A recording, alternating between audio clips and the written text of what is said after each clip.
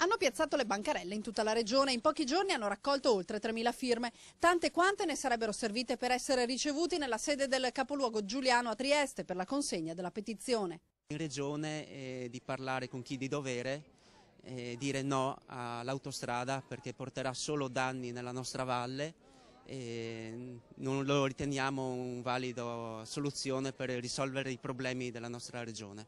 Un'autostrada che gli ambientalisti definiscono inutile ma soprattutto dannosa ad un territorio fragile come quello dell'Alto Tagliamento, che sarebbe da tutelare invece di distruggere. Territorio fragile alla faccia di un tratto autostradale che dovrebbe completare la rete delle infrastrutture tra il Friuli e il Veneto per recuperare alla fine solo una manciata di chilometri. La Cimpello Sequals che c'è adesso verrà trasformata in autostrada e verrà messa a pagamento, una cosa che è gratis ce la dovremo pagare.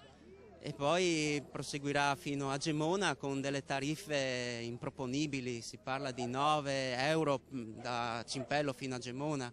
La Cimpello-Gemona avrà il suo completamento naturale con l'autostrada che scende a Pordenone e poi a Conegliano per innestarsi sulla costruenda pedemontana veneta e sfociare sulla A4 nel Vicentino per proseguire infine verso Milano.